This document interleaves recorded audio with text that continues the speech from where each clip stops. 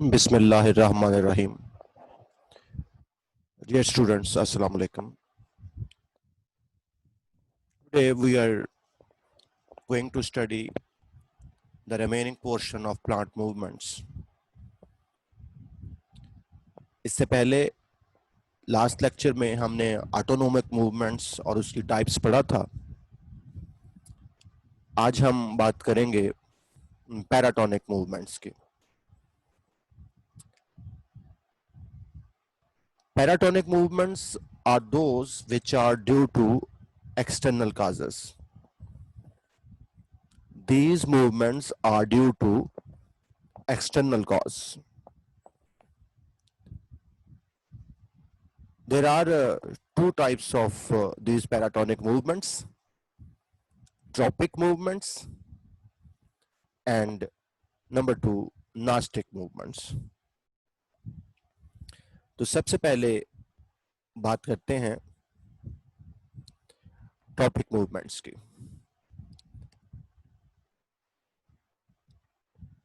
Tropic का word Greek language के word ट्रोपोस से निकला है. उसका मतलब है turn.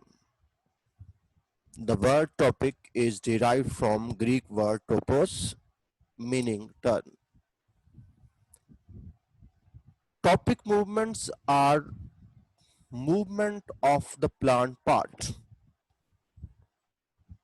in the form of curvature. In movements में प्लांट पार्ट कर्वेचर की फॉर्म में मूव करता है. प्लांट पार्ट बेंड करता है towards or away from the stimulus such as light, gravity and touch.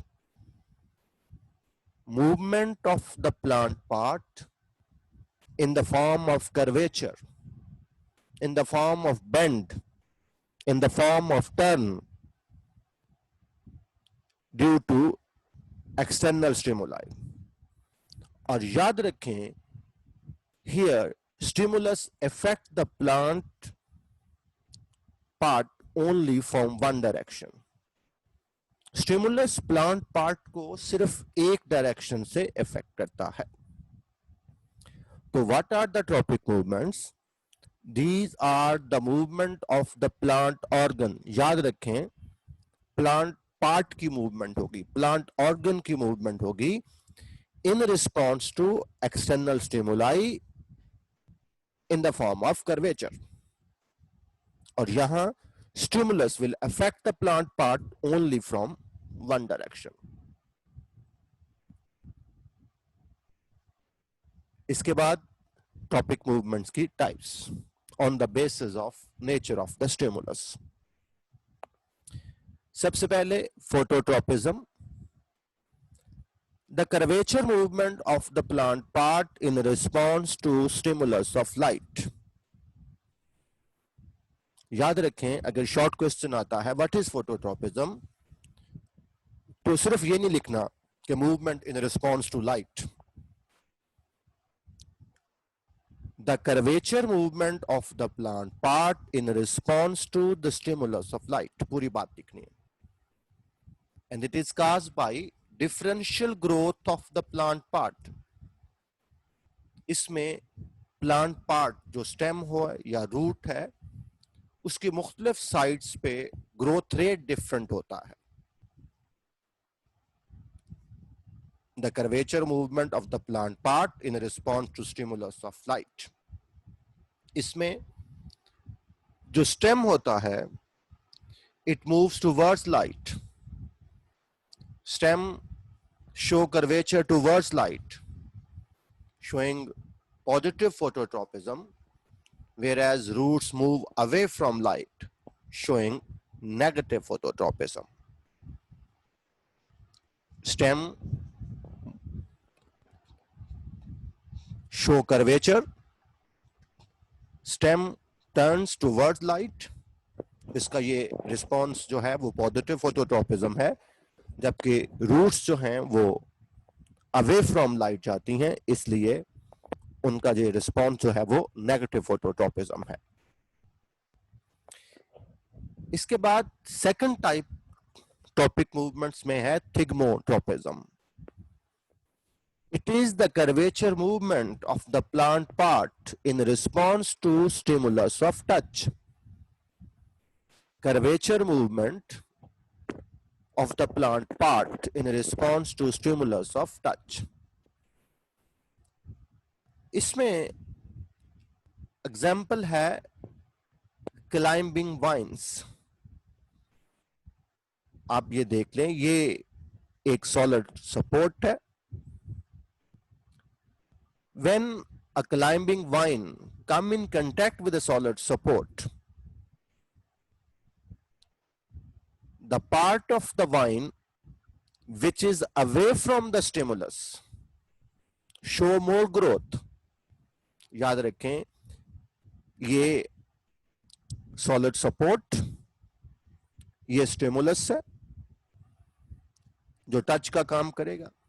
जब कोई वाइन इसके पास आती है तो वाइन की वो वाली साइड जो इससे अवे होती है, जिस तरफ ये एरो शो किया है, इस तरफ ग्रोथ ज्यादा होती है as compare to the side which is toward the stimulus.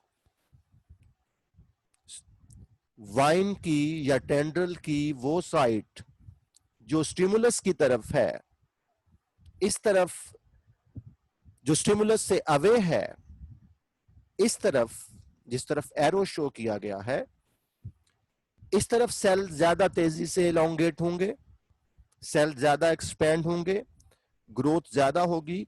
और आपको पता है जिस तरफ ग्रोथ हो, बेंडिंग उससे अपोजिट साइड में होती. प्लांट का वो पार्ट जिस तरफ ग्रोथ हो, ज्यादा ग्रोथ हो, वो साइड जिस तरफ ग्रोथ ज्यादा हो, कर्वेचर उसके अपोजिट साइड पे प्रोड्यूस होता है. When there is more growth on the side which is away from the point of contact, which is away from the support, shows more growth, the vine keep on moving, keep on twining around the support. वो support के इर्द गिर्द घूमती रहती. जैसे ये वाले arrow ये शो किया है कि इस तरफ ग्रोथ ज्यादा है, इसी तरीके से इस जगह पर इस तरफ ग्रोथ, यानी इस तरफ से मराद मेरी ये है which is away from the stimulus. जो सपोर्ट के अपोजिट साइड है उस तरफ ग्रोथ ज्यादा होगी. जब सपोर्ट से अपोजिट साइड पे ग्रोथ ज्यादा होगी तो जो बेंड है वो टुवर्ड्स द सपोर्ट होगा. जब बेंड टुवर्ड्स द सपोर्ट होगा तो टेंड्रल जो है वो सपोर्ट के इर्द गिर्द ही घूमता रहेगा. When the twining vine come in contact with a solid object, the growth on the opposite side of the contact increases and the tendril coils around the support. तो ये थिग्मोट्रोपिज्म है. What is thigmotropism? The movement of the plant part in the form of curvature in response to the stimulus of touch.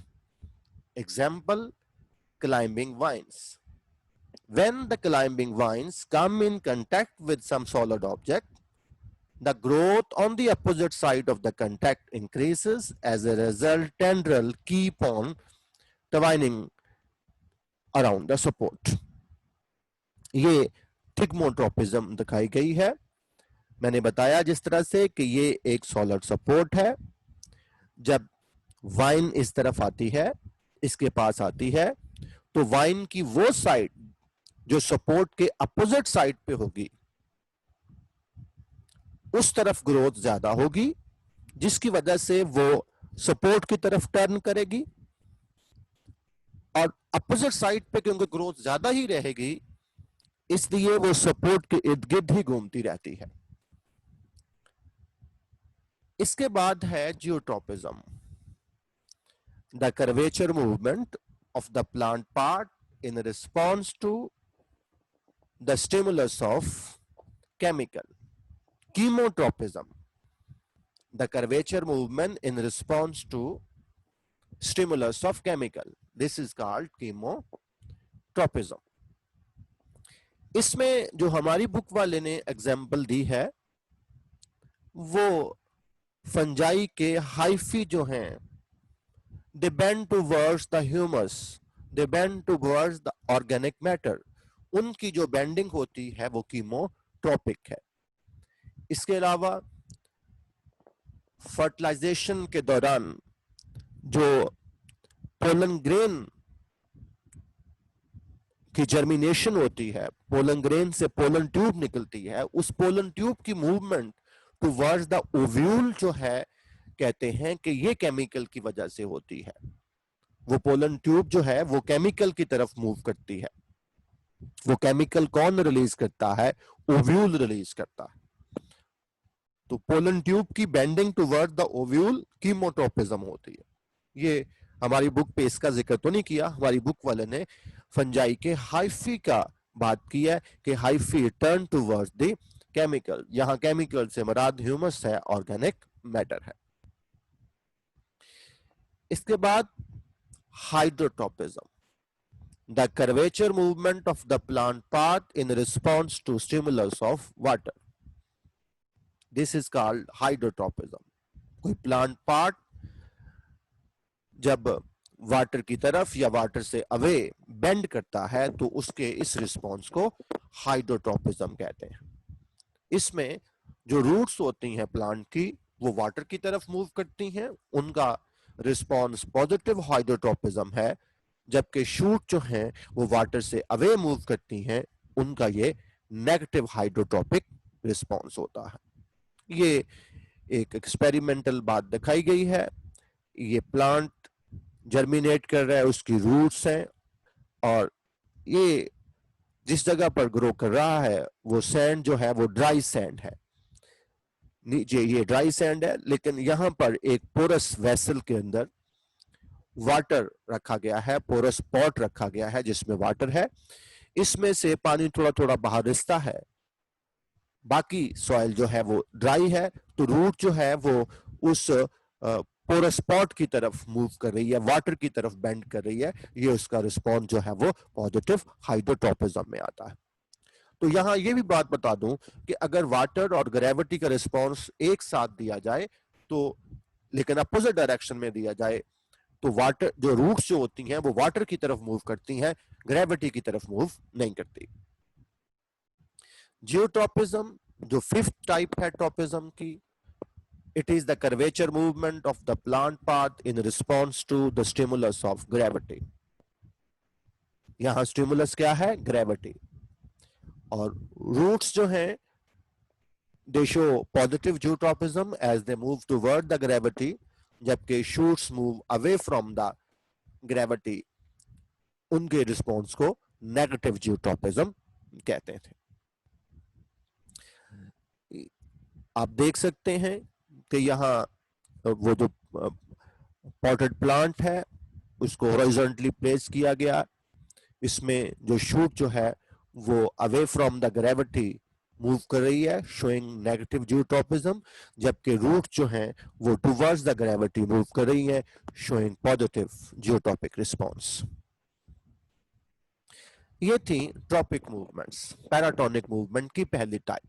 Tropic movements are movement in the form of curvature in response to external stimulus, and stimulus affect the plant only from one direction। याद रखें, stimulus external है,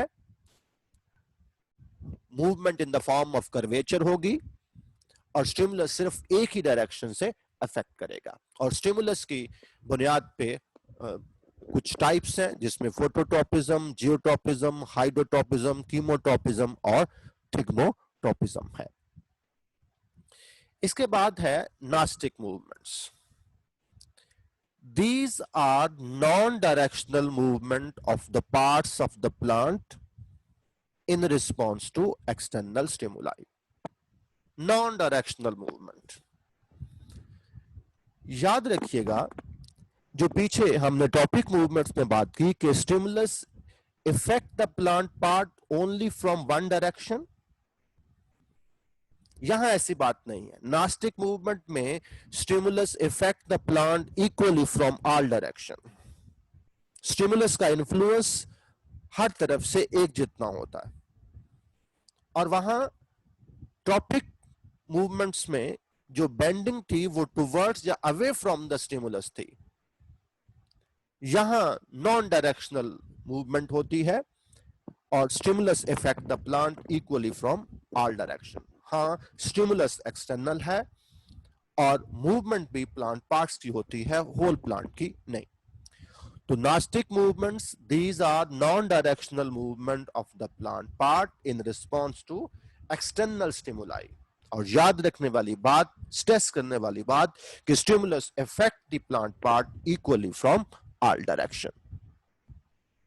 There are two types of nastic movements. पहली है निक्टिनास्टी। इसमें जो आपकी book पे लिखा हुआ है, nyctinasty movements are shown by the organs in response to external stimuli leading to differential growth. Plant part की मूवमेंट एक्सटर्नल स्टिमुलस की वजह से, और एक्सटर्नल स्टिमुलस ग्रोथ रेट में डिफरेंशिएशन लाता है। Nictinasty movement are shown by organs in response to external stimuli leading to differential growth. लेकिन जो बुनियादी कॉन्सेप्ट है निक्टिनास्टी में वो मैंने लिखा है, these are the movements which are produced due to diurnal changes in the light and temperature. रोजाना की बुनियाद पे जो लाइट और टेम्परेचर में चेंजेस आती हैं और उन चेंजेस की वजह से प्लांट पार्ट जो रिस्पॉन्स करते हैं, ये वाली मूवमेंट जो है वो निक्टिनास्टी कहलाती हैं।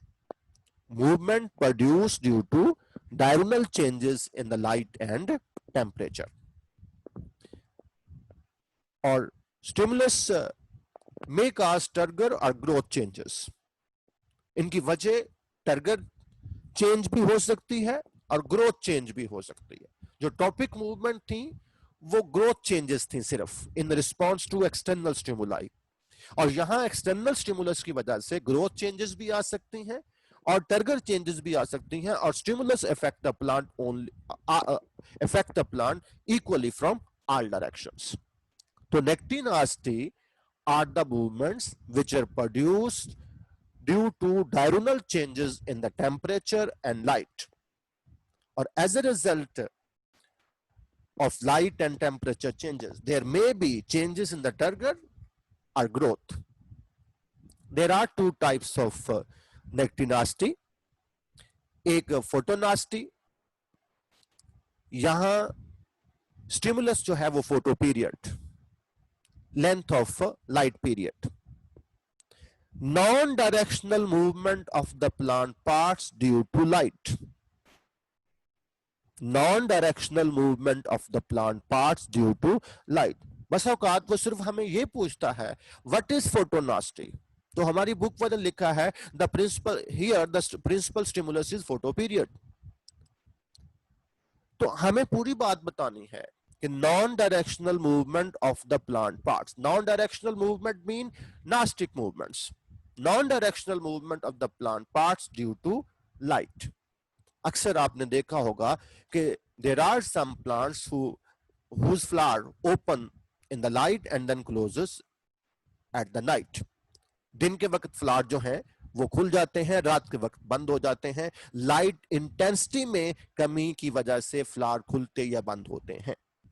The flowers open and close due to light intensity. Light की इंटेंसिटी की वजह से जो फ्लावर की ओपनिंग या क्लोजिंग है, दिस इज फोटोनास्टी। आप देख सकते हैं during the day flower open है लेकिन एट नाइट ये क्लोज होता है। इसका ये रिस्पॉन्स जो है ये फोटोनास्टी है। सिमिलरली यहां बाकायदा एग्जाम्पल है सेस्ट्रम नॉक्टर्नम, ये जो रात की रानी शायद इसको कहते हैं। दिन के वक्त इसके फ्लावर क्लोज होते हैं जबकि रात के वक्त फ्लावर जो हैं वो ओपन हो जाते हैं।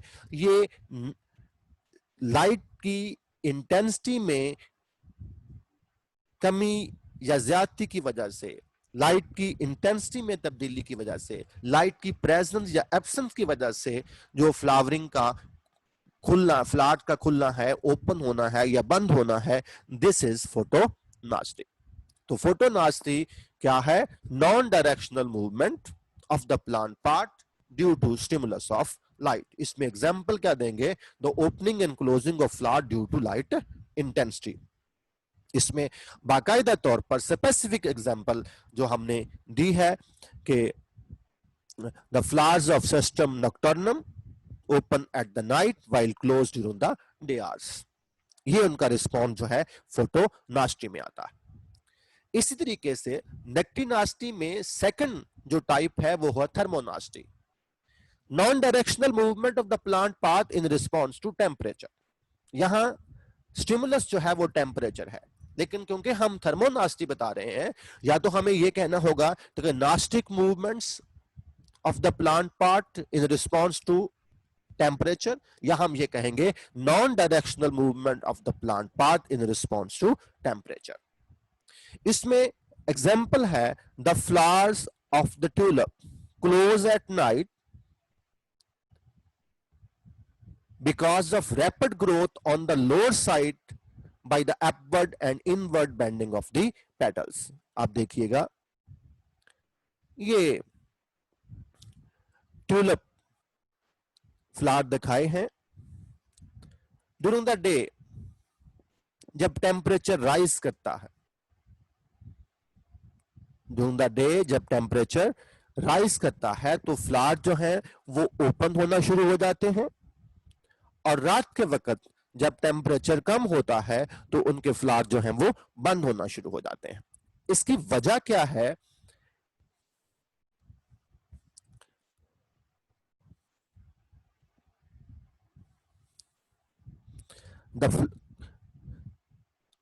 अब यहां उसने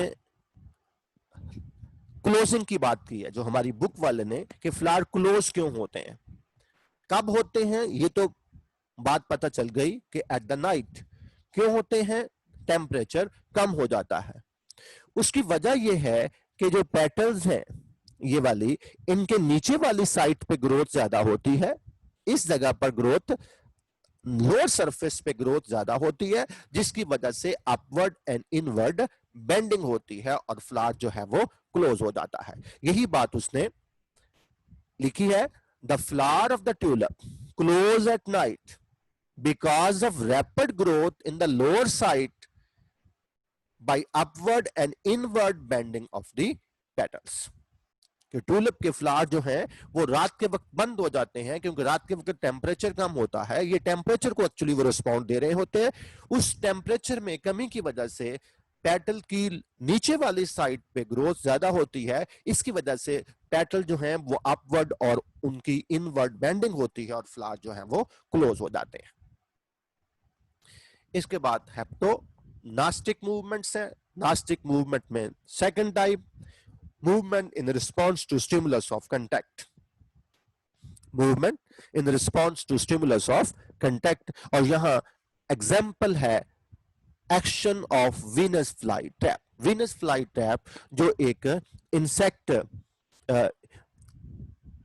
ईटिंग जो है वो प्लांट है, Venus fly trap insect feeder है।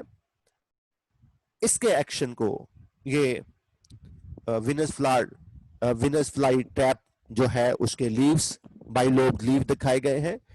जब फ्लाई उसके ऊपर लैंड करती है तो दोनों लीव्स जो हैं, वो जो लोब्स हैं वो क्लोज टुगेदर, और लीफ जो है वो बंद हो जाता है, क्लोज हो जाता है।